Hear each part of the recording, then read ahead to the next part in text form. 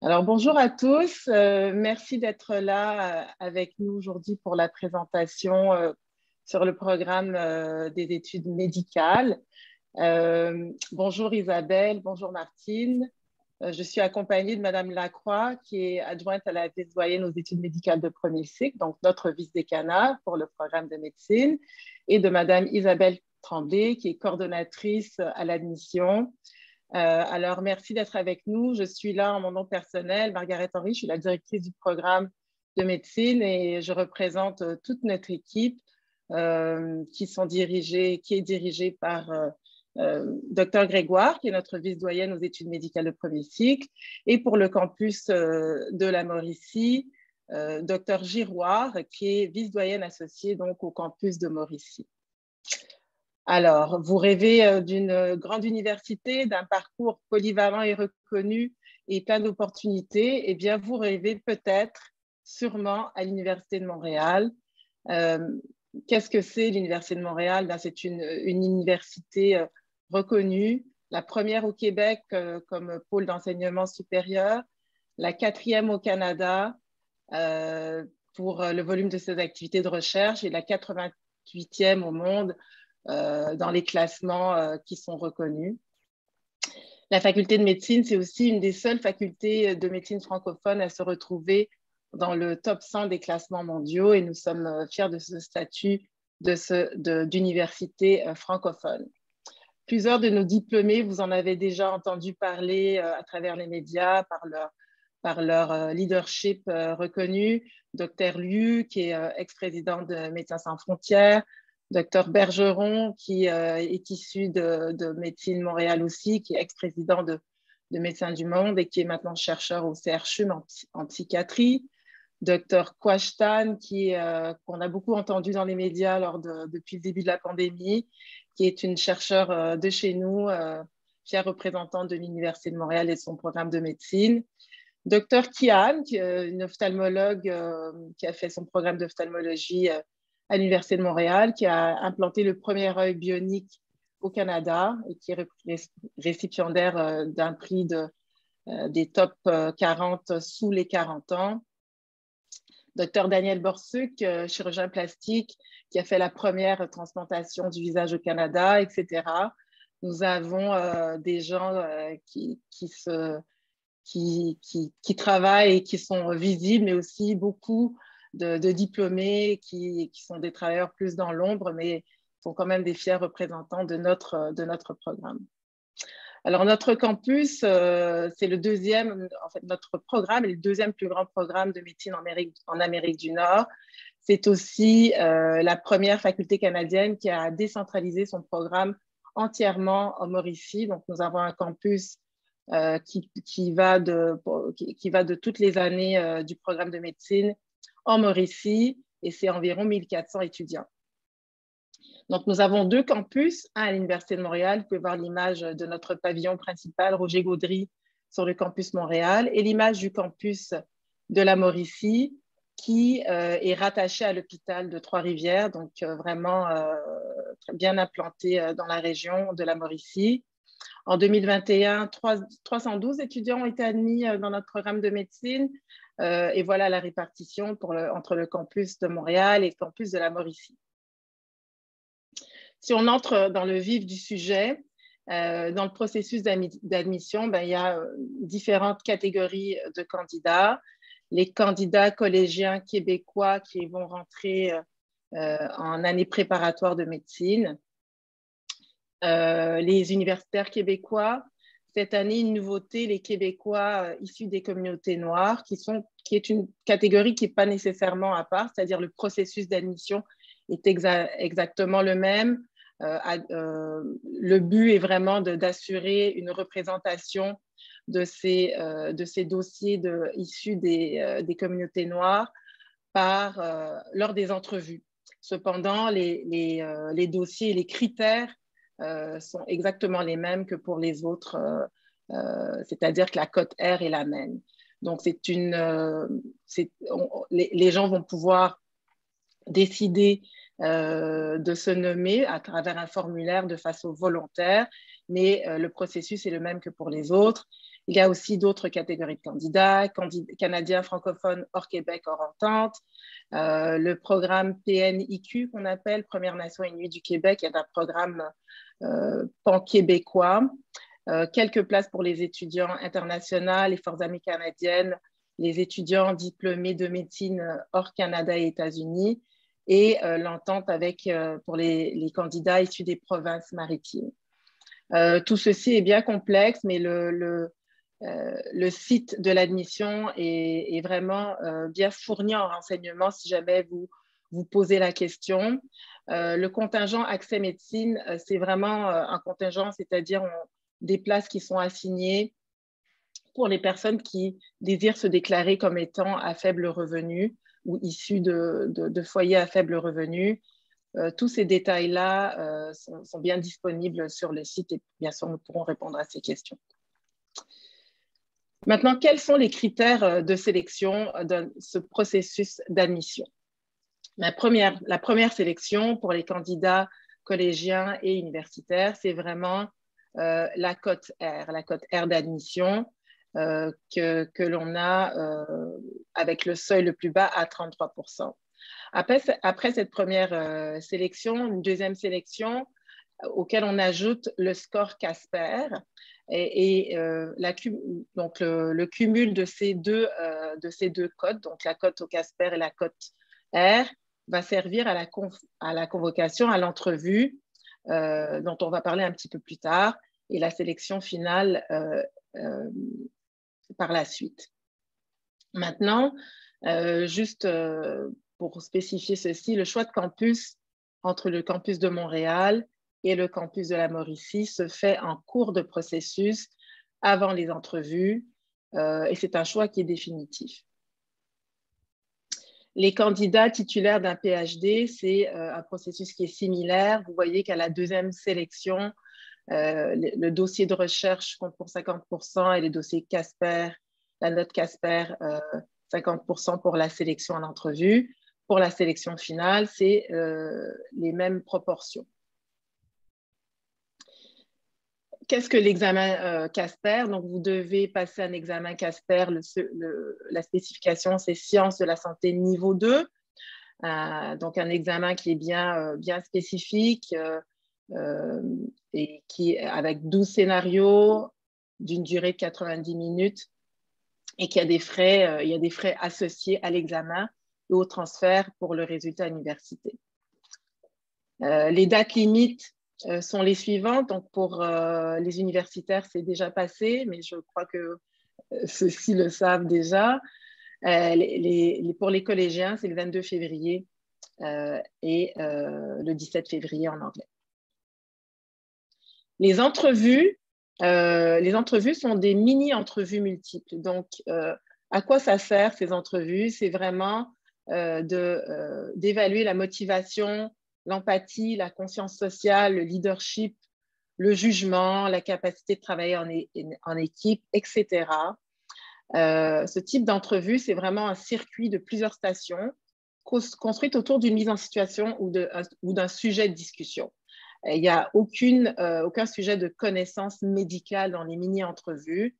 Et pour l'admission 2022, le circuit sera constitué de 8 stations d'évaluation de 9 minutes auxquelles s'ajouteront 1 à 2 périodes de repos. Donc, il n'y a pas de préparation spécifique pour les entrevues de type MEM. Ce qu'on souhaite, c'est que les gens soient authentiques, qu'ils ne jouent pas un rôle, qu'ils soient eux-mêmes. Il y a des frais pour ces entrevues qui sont valables pour les 3 universités québécoises francophones. Donc, c'est une entrevue pour toutes les universités et nous nous assurons aussi pendant les entrevues d'avoir des personnes qui sont membres du comité d'intervieweurs qui soient bien divers afin de bien servir tous les candidats. Les dates pour les entrevues, pour les MEM de tout contingent seront le 23 et le 24 avril. Le processus pour les Premières Nations et Inuits du Québec est un peu différent, mais vous voyez aussi les dates des entrevues individuelles et des MEM. Donc, le choix de campus, comme je l'ai spécifié tout à l'heure, est vraiment fait par le candidat via un formulaire qui lui sera transmis par courriel en cours du processus d'admission et avant les entrevues de sélection. Et le calcul, donc, qu'on fait à la fin est pour ce qu'on appelle la liste d'excellence. Donc, il y a une liste d'excellence pour les universitaires, une pour les collégiens, etc. Et donc, voilà la répartition entre la cote R, le Casper et le MEM, comme je l'ai dit un petit peu plus tôt. Donc, les dates limites pour le dépôt des dates d'admission pour les collégiens, c'est le 1er mars, donc tout bientôt. Donc, voilà pour ceci, puis nous répondrons aux questions qui pourraient venir. Je voudrais vous parler maintenant du programme. Le programme de médecine à travers toutes les universités, c'est un programme de 200 crédits. Les 40 crédits supplémentaires s'appliquent à l'année préparatoire de médecine. Et la langue d'apprentissage dans notre programme universitaire de Montréal est le français. Donc, l'année préparatoire compte pour 40 crédits. Ce sont des cours obligatoires en sciences biologiques, aussi des notions d'éthique, de psychologie, de sociologie, avec une exposition clinique qui vise la sensibilisation aux patients et aux proches. Et ensuite, on embarque dans la première année le passage, si on réussit l'année préparatoire, le passage est automatique en première année. Et voilà comment sont réparties la première et la deuxième année. C'est vraiment une succession de cours. Les blocs de cours se suivent l'un après l'autre et de façon longitudinale. Il y a un apprentissage de la médecine clinique, comment on interroge un patient, comment on fait l'examen physique, comment on communique avec les patients, les notions d'éthique, de professionnalisme, etc. Voilà pour ce qui est de la deuxième année, qui commence par exemple, le cours de cardiologie, donc cœur et circulation, etc.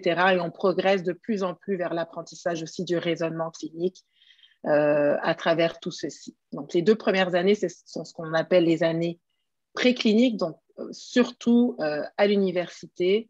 Ce sont des apprentissages par problème ou des apprentissages par équipe, dont des petits groupes avec des tuteurs dédiés, 2 demi-journées par semaine, des cours magistraux aussi pour la synthèse des éléments, des objectifs, qui sont 1 à 2 demi-journées par semaine, une formation clinique, comme je l'ai dit tout à l'heure, une demi-journée par semaine de façon longitudinale, et aussi des activités au centre de simulation.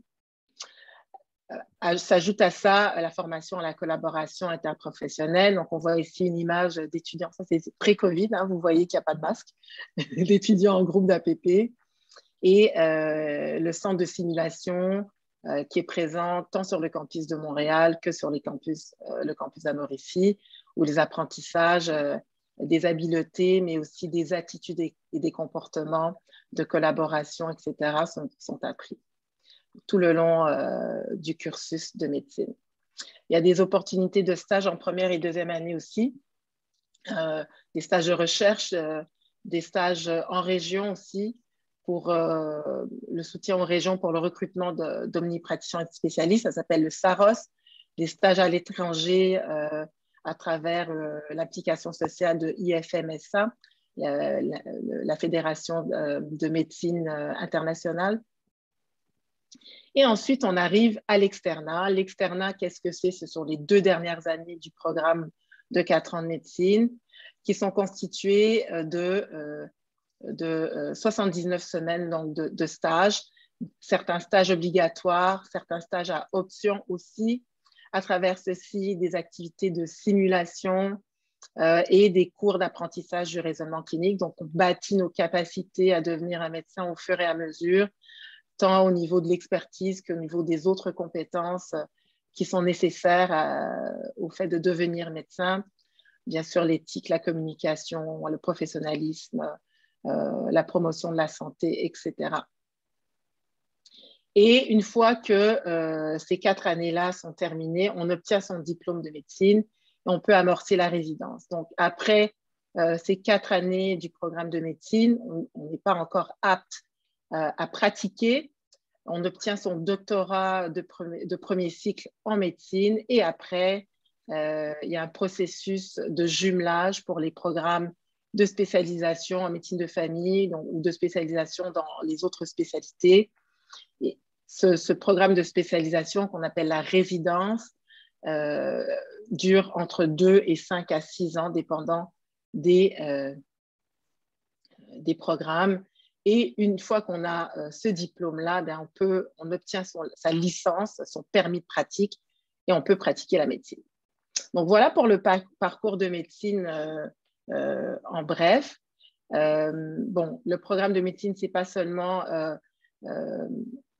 c'est l'apprentissage de la médecine, mais il y a une implication étudiante importante qui est possible. Notre association étudiante, donc l'association des étudiants et des étudiants en médecine de l'Université de Montréal, l'AEMOUM, est très, très active, tant sur le campus de Montréal que le campus de la Mauricie, tant sur la représentation académique, le réseau d'entraide d'étudiants, les affaires internationales qui gèrent ce dont je vous avais parlé tout à l'heure, IFMSA, les différents groupes d'intérêt, les sports, la vie étudiante, le comité d'action sociale, le journal étudiant, etc. Les implications peuvent être d'envergure nationale ou internationale comme IFMSA. Certains de nos étudiants sont impliqués dans le processus HEART, qui est au niveau des changements climatiques et de la santé en lien avec les changements climatiques. Certains étudiants sont aussi impliqués, par exemple, dans l'Association canadienne des étudiants en médecine noirs. Plusieurs conférences et symposiums organisés par les étudiants. Il y a des implications qui sont aussi possibles au Bureau de la responsabilité sociale, qui est un bureau de notre faculté. Donc, implication sociale à travers aussi des mini-écoles de santé avec des stages dans les communautés autochtones.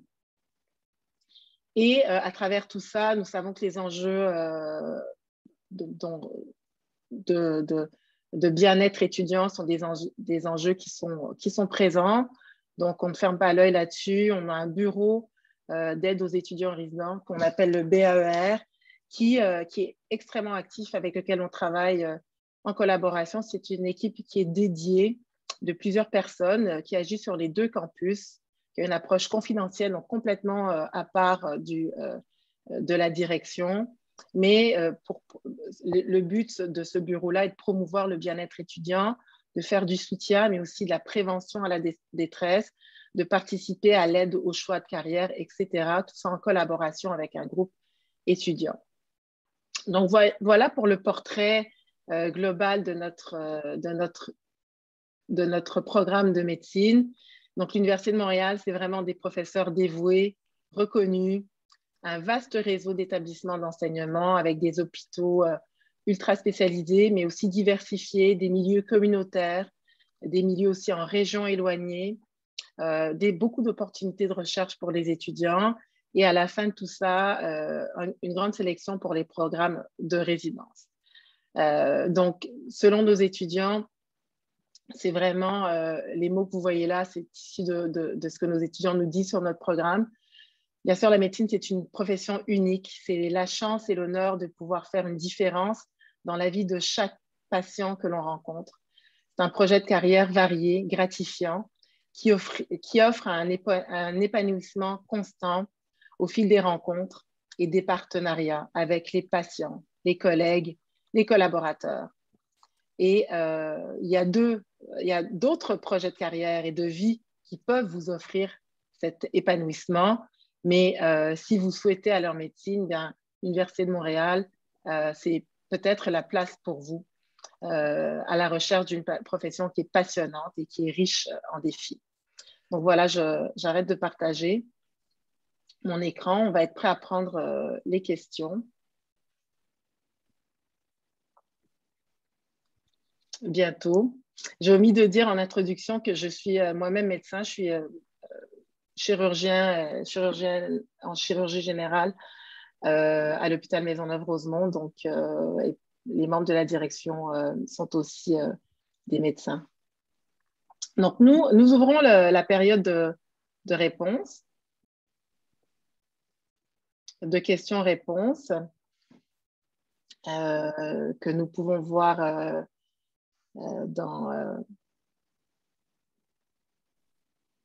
Margaret, il y avait une question dans le chat pour toi.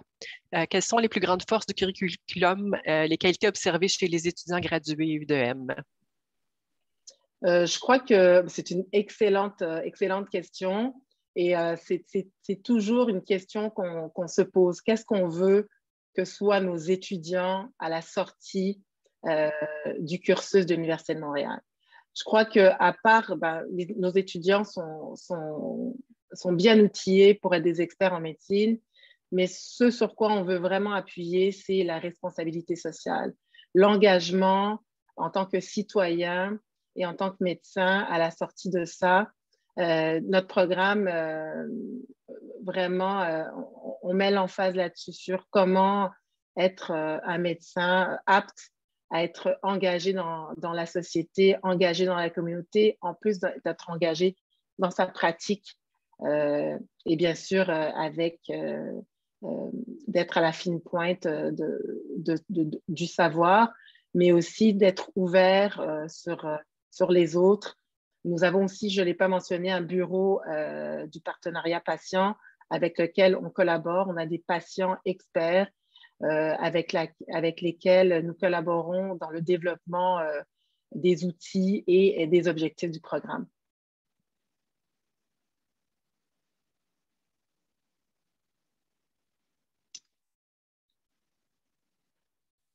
Alors, il y a quelqu'un qui pose la question, est-ce que c'est possible d'avoir plus de précision concernant la résidence? En quoi ça consiste? La résidence, ça ne fait pas vraiment partie du programme de médecine. Il faut passer à travers le programme de médecine. La résidence, c'est un programme de spécialisation, c'est-à-dire on a fini le programme de médecine, on est jumelé, on a été accepté dans son programme, par exemple, en médecine familiale. C'est un cursus codifié par les collèges canadiens avec des objectifs très, très spécifiques et des stages en lien avec ces objectifs-là. Donc, ce sont des stages successifs dans différents milieux où on va vers l'apprentissage progressif des compétences pour devenir un médecin à part entière. Donc, c'est le processus de résidence. Pour la médecine de famille, ça dure 2 ans. Pour d'autres spécialités, comme par exemple la chirurgie générale, comme moi, ça dure 5 ans. Et on est vraiment intégré dans une équipe de soins, dans un milieu universitaire, où on prend part de façon progressive à mesure qu'on bâtit ses compétences. Donc, voilà ce que c'est la résidence. On a une autre question. Certaines organisations académiques soulignent les limites du test Casper comme moyen de sélection des étudiants en médecine. Cherchez-vous à améliorer votre processus de sélection pour être plus inclusif? C'est une excellente question. Nous avons un comité d'admission qui est très, très actif et qui cherche toujours à améliorer le processus d'admission. Nous sommes conscients des limites du test Casper. On étudie les données d'admission chaque année avec nos spécialistes du bureau d'évaluation et pour travailler en continu de façon longitudinale. Donc, le processus d'admission qu'on vous présente aujourd'hui ne sera pas nécessairement, c'est pas figé dans le temps, ça évolue. Ça évolue peut-être différemment parce que nous avons quand même été atteints par la COVID comme tout le monde, donc les processus doivent s'adapter. Mais oui, c'est une bonne question. On s'améliore au fur et à mesure pour répondre aux besoins actuels de la société au fur et à mesure dans notre processus d'admission aussi. Mais je ne suis pas la présidente du comité d'admission, mais nous avons un comité qui se penche exactement sur cette question-là. On a une question aussi. Quelle est la différence entre l'UDM et les autres universités? C'est une question qui est difficile à répondre parce que, en fait, chaque université a son programme. Bien sûr, les objectifs que les étudiants ont à atteindre sont les mêmes à travers toutes les universités canadiennes. D'accord? Donc, les objectifs sont les mêmes. Les moyens d'apprentissage peuvent être différents. Nous, on est très, très axé sur l'apprentissage par problème, sur l'autonomie dans l'apprentissage afin d'apprendre à être un apprenant à vie. La profession médicale, c'est ça. On continue toute la vie à être actif dans notre apprentissage pour pouvoir desservir les patients au fur et à mesure. Je pense que ça, c'est une de nos grandes forces. Maintenant, les autres universités ont des programmes qui sont très forts aussi. Là, je ne veux pas dire que les autres universités ne le sont pas. Nous avons aussi, de façon consciente, nous tentons vraiment de faire en sorte que dans cet apprentissage-là, le bien-être étudiant soit une de nos priorités, tout en favorisant l'acquisition, bien sûr, de tous les objectifs pour faire un bon médecin. C'est une question complexe, mais voilà en quelques mots. Merci, Dr. Henry. Autre question, quelles sont les mesures mises en place à l'UDM pour favoriser le bien-être des étudiants, un bel équilibre de conciliation études et vie personnelle malgré l'intensité du programme MD, notamment l'externat et le préclinique? Donc, nous évaluons tous les cours au fur et à mesure. C'est vraiment dans le processus d'évaluation continue.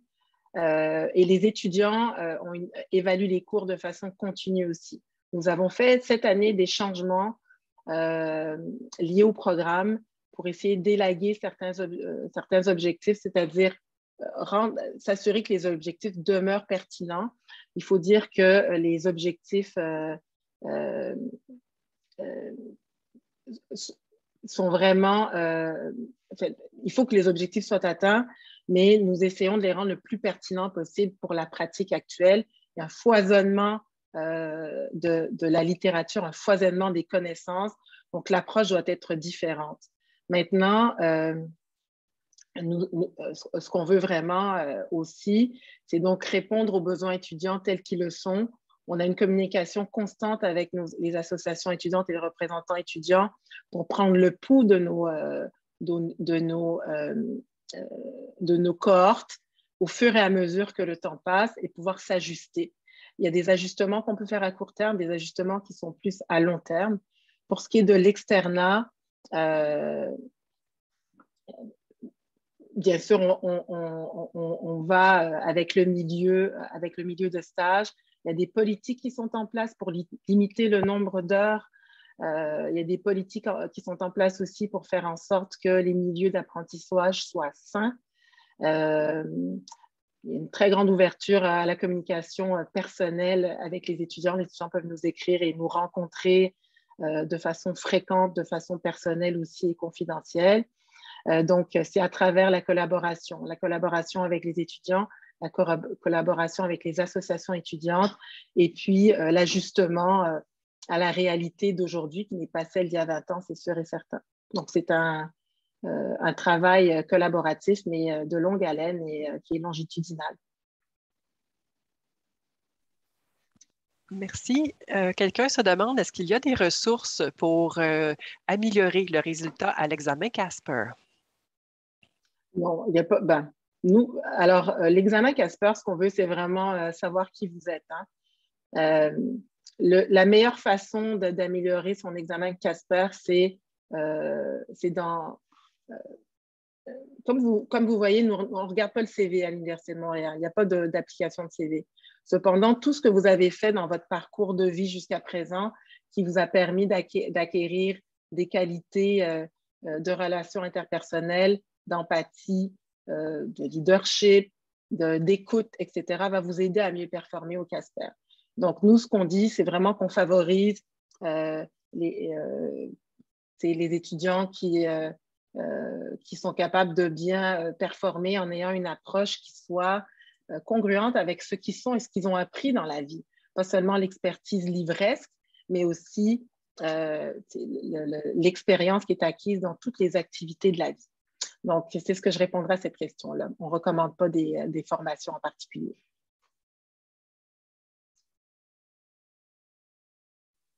Ça ne sera pas très long. En fait, on reçoit beaucoup de questions sur des dossiers personnels, des questions personnelles, des situations personnelles d'études, de dates limites, de parcours, des dates de Casper passées, tout ça. Toutes ces questions-là qui sont très individuelles, on n'y répondra pas devant tout le monde comme ça à cette présentation-là. On va, avec Isabelle Tremblay, essayer de vous répondre au fur et à mesure dans le chat, mais il y en a beaucoup qui rentrent. Puis, on va vous mettre aussi dans la discussion questions, l'adresse courriel à laquelle vous pouvez écrire toutes ces questions-là et que nous, on pourra aussi vous répondre si jamais on en manque, là, parce qu'il y a peut-être déjà une vingtaine de questions sur des dossiers individuels, donc on essaie de traiter au fur et à mesure. Je vais juste prendre quelques secondes pour voir s'il y a des questions plus générales actuellement dans notre section. Je vous reviens. Il y a quelqu'un qui demande si on peut couler un cours. Oui, on peut échouer. Il y a des échecs, il y a des reprises d'examens qui sont possibles tout à fait en médecine aussi.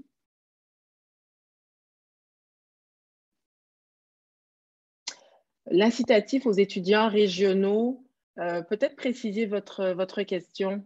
Je ne suis pas sûre que la question soit claire.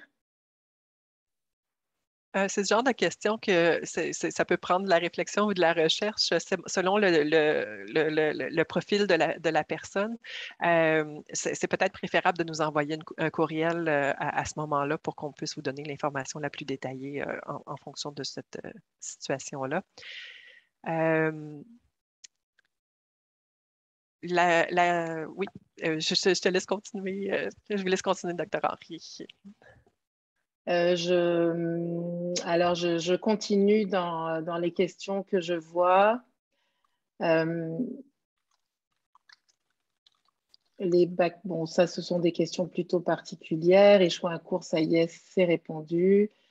La cote R est le premier, en effet, le premier passage.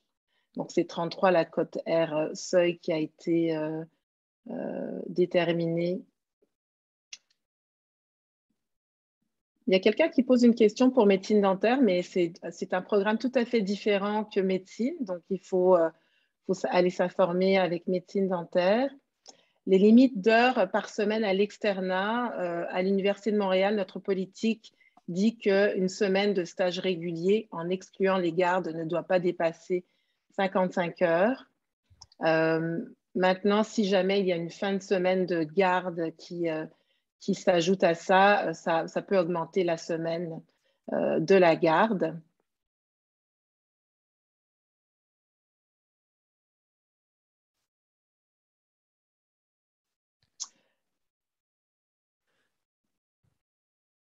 Est-ce qu'il y a des projets d'agrandissement de la faculté par le nombre d'étudiants admis? Alors, la question, est-ce qu'il y a des projets d'agrandissement de la faculté par le nombre d'étudiants admis ou par les infrastructures? La question est oui, en effet, ce n'est pas la faculté de médecine qui détermine combien d'étudiants sont admis chaque année. C'est un regroupement dont fait partie le ministère de la Santé qui détermine à travers le Québec le nombre d'étudiants. Donc, en ce moment, il y a une hausse des cohortes, en effet, pour les prochaines années. Si après le cégep, nous ne sommes pas acceptés en année préparatoire, devons-nous finir un bac au complet parmi la liste qui est sur votre site pour refaire une demande? En fait, il n'y a pas de liste prédéterminée de bac qu'on peut faire avant d'être accepté après un bac, mais en effet, il n'y a plus d'admission en cours de baccalauréat. Il faut avoir terminé son baccalauréat.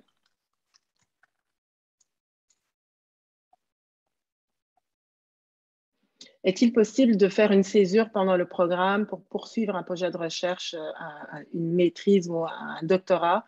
En effet, oui, il est prévu que les étudiants qui souhaitent arrêter pour compléter une maîtrise ou un doctorat puissent le faire conjointement avec le programme de médecine, une fois que ceux-ci sont acceptés dans le programme. Tout à fait.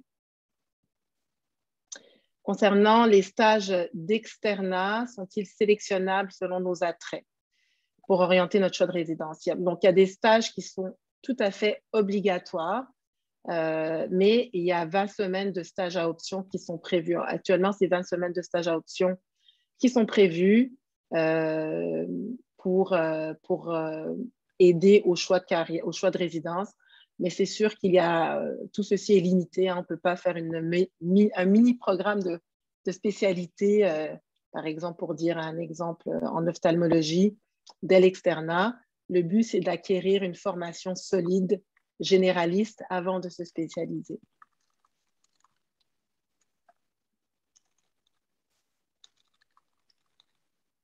Vous ne croyez pas que le test Casper sera plus favorable pour les étudiants qui viennent déjà d'un milieu universitaire? C'est une bonne question. C'est une question plutôt d'ordre, en fait, je pense qu'il dépasse probablement le cadre de cette rencontre. Mais je peux vous assurer que notre comité d'admission regarde tous les tenants et aboutissants et les critères d'admission qui pourraient être amenés à changer si c'est jugé souhaitable. Je vois une question, les baccalauréats complétés en ligne sont inadmissibles. Je vous suggérerais de plutôt écrire au site d'admission pour des questions spécifiques.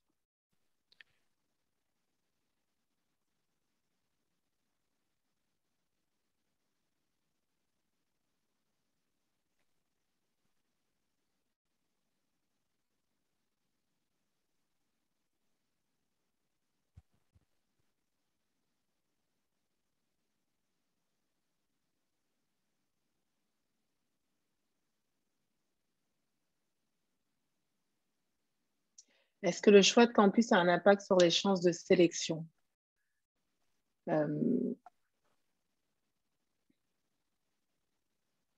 C'est vraiment une question qui est difficile à répondre normalement. Les choix, Isabelle, corrige-moi, quand on demande les choix de campus, est-ce que tu peux spécifier qu'est-ce qui est écrit sur le formulaire?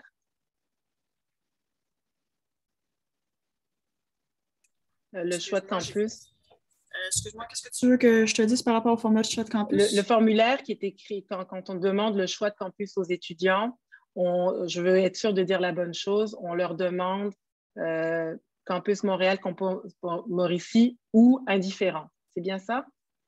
Ben, dans le fond, l'idée, c'est qu'on leur dit que si, supposons, malheureusement, il n'y a plus de place dans leur choix de campus qu'ils désirent, est-ce qu'ils acceptent de recevoir une place à l'autre campus ou sinon, le deuxième choix, c'est qu'ils désirent rester uniquement sur la liste d'attente de leur premier choix de campus. C'est une de ces deux options-là. Parfait. Donc, je crois que ça clarifie la question. Il y a une question plus générale concernant les stages d'externat. Sont-ils sélectionnables selon nos attraits pour telle ou telle spécialité, plutôt clinicien, chirurgie, diagnosticien thérapeutique, pour orienter leur choix de résidence? J'ai répondu à cette question. Ah oui, excuse-moi. Désolée. Non, c'est bon. Il y a encore une question sur les limites d'heures par semaine à l'externat. Je crois que c'est tout à fait pertinent. Il y a un article dans la presse à ce sujet ce matin.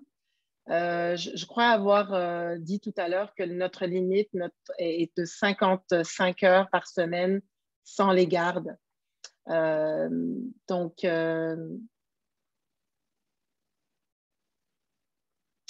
Alors, la question, y a-t-il des façons de s'assurer que nos stages se feront dans un environnement sain et respectueux et que cela n'affectera pas négativement notre dossier? On garde un œil vraiment aigu sur la limitation des nombres d'heures. Et si jamais on a un signalement d'un étudiant ou à travers même les évaluations, c'est un des critères d'évaluation du stage, j'ai passé plus que 55 heures par semaine, on va vraiment directement dans les milieux, faire des mises au point, vérifier tout ça.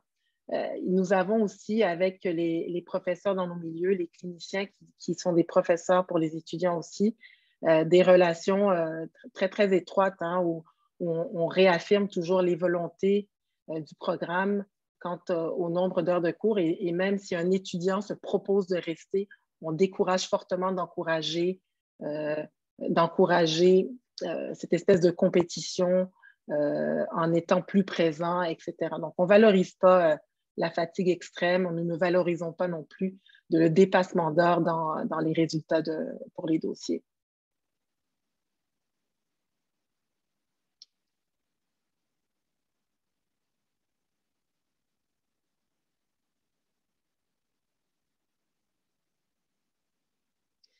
Il y a quelqu'un qui pose la question sur l'année préparatoire et les 4 ans de médecine. On devient médecin, c'est-à-dire on a un diplôme de premier cycle en études médicales, donc MD, mais il n'y a pas de droit de permis de pratique qui est relié à ça. Donc, ça prend une résidence avec une licence du Collège des médecins pour pouvoir pratiquer par la suite.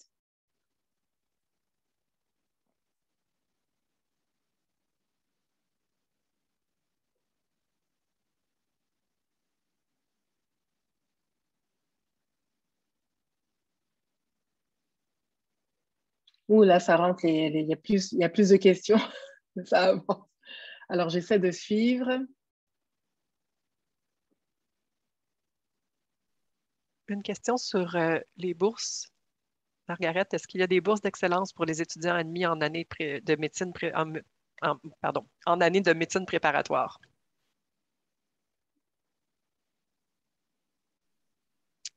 Ben, en fait, tous nos étudiants peuvent appliquer sur les bourses universitaires prévues pour les étudiants.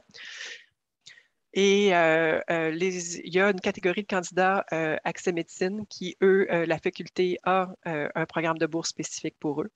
Et c'est certain qu'il y a aussi, au plan de la philanthropie, il y a certains programmes de bourse qui sont lancés régulièrement pour tous nos étudiants.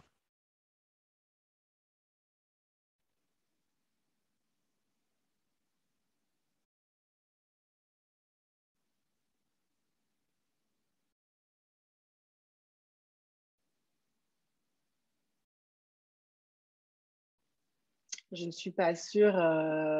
Comment allez-vous considérer que les cégepiens pouvaient lâcher un cours à la dernière minute? Cégep année COVID.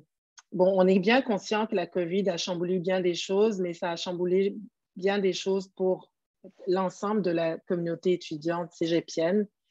Donc, dans les années précédentes non plus, nous n'avons pas donc l'admission de l'année précédente qui a été affectée par la COVID également. La cote R n'a pas été modifiée à cet endroit-là. Donc, je ne sais pas si je réponds à la question, mais je crois que les années COVID, en effet, on ne nie pas que ça a affecté les étudiants. Mais on doit maintenir des critères qui sont quand même assez solides et qui soient justifiables pour tous, équitables pour tous, dont la procédure est uniformisée pour tous. Donc, c'est le processus qui sera suivi malgré la COVID.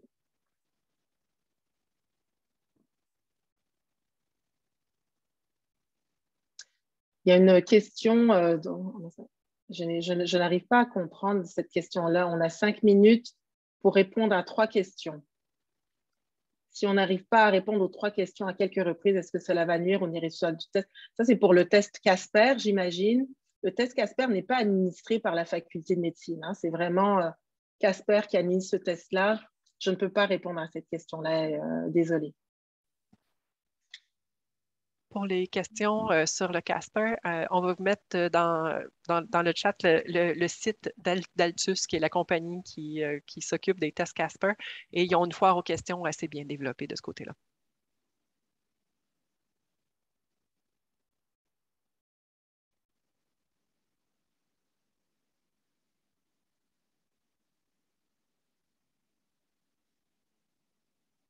Pour les candidats, il y a une question sur les candidats internationaux. N'hésitez pas à écrire directement à l'admission pour ces questions spécifiques parce que c'est tout à fait particulier.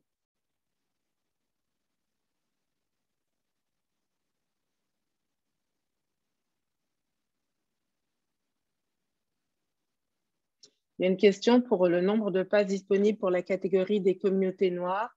Il n'y a pas de quota. Hein. Je veux bien clarifier le fait qu'il n'y a pas de quota de nombre de places. Ce qu'on veut cependant, c'est s'assurer, dans notre objectif principal, est d'avoir un groupe étudiant qui soit bien représentatif de la communauté que l'on dessert, donc la communauté de Montréal, qu'il y a un certain nombre d'étudiants qui soient bien évalués en entrevue, qui soient vus en entrevue. Cependant, les dossiers, disons, il n'y aura pas d'avantage pour l'admission. Donc, il n'y aura pas de quota pour l'admission pour les communautés noires.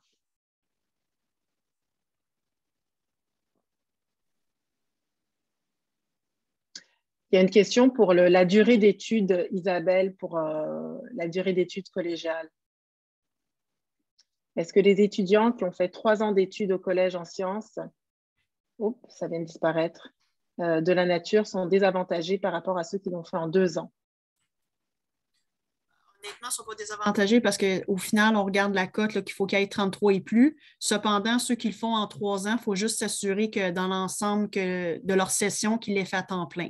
On accepte qu'un étudiant ait fait une session à temps partiel, mais la plupart des sessions, il faut que ce soit à temps plein. Merci.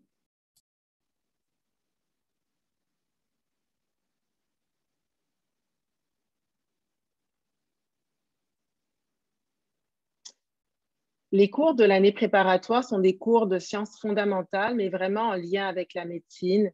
Il y a aussi des notions d'éthique, il y a des notions, il y a un stage de sensibilisation à la clinique aussi. Donc, ce sont des cours qui sont plutôt de sciences fondamentales, en effet, mais avec un angle qui rapproche de la médecine.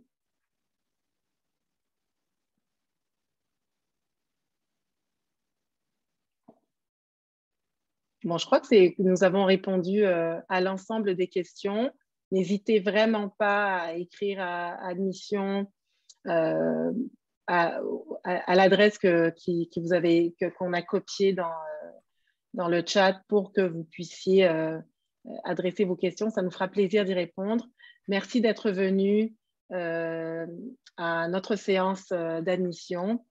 Et puis, nous souhaitons un bon processus d'admission.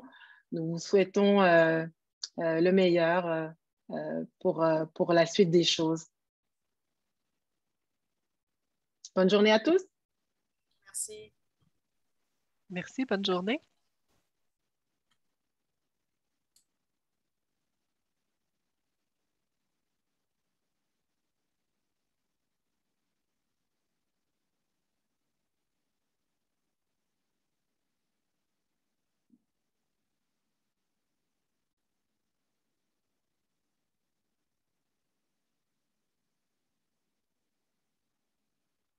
On a eu des questions dans le chat et non pas dans la section questions-réponses, je viens de voir. Hein. Oui.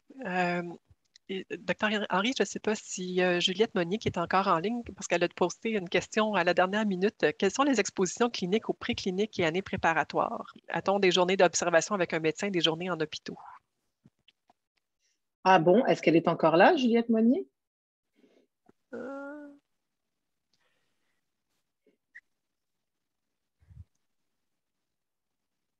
Non, je pense qu'elle a quitté, elle n'est plus là. Par contre, j'ai échangé un courriel avec elle, c'est elle qui avait discuté avec le site web. Puis il y a quelqu'un qui a levé la main aussi, mon Dieu. Elle est encore là. Il y a des gens qui lèvent la main. Est-ce qu'on peut leur donner la parole pour répondre à des questions de vive voix? Ah, mais oui, voilà. Vous voulez poser votre question de vive voix, madame?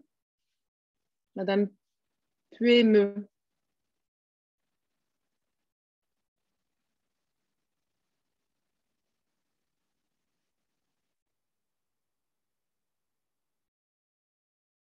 Madame Edwidge Nadège, vous avez levé la main pour poser une question?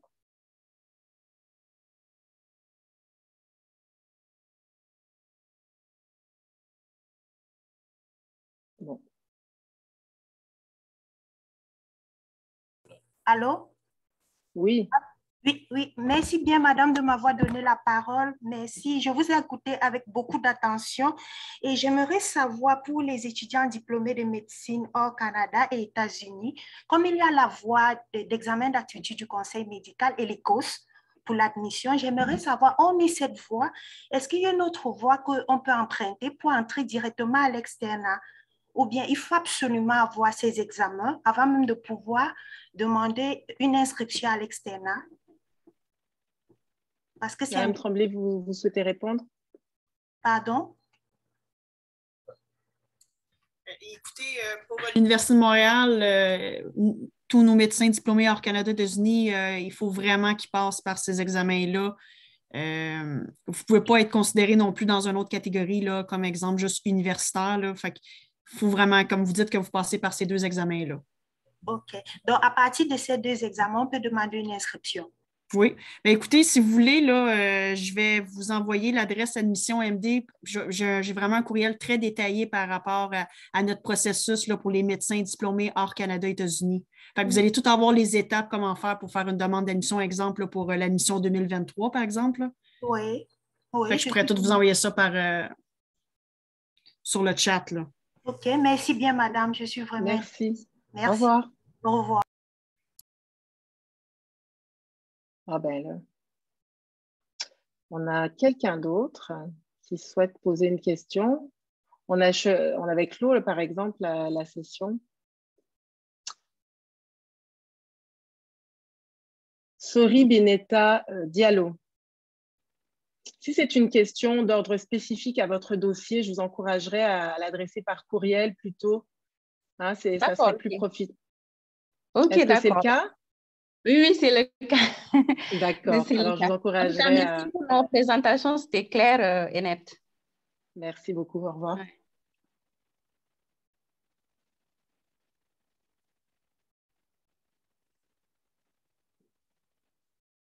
Bon, là, ça clôt, Bon. ça clôt Oui, notre, on va mettre fin à la session. présentation. Merci à toutes et à tous. Merci à tous. Au revoir.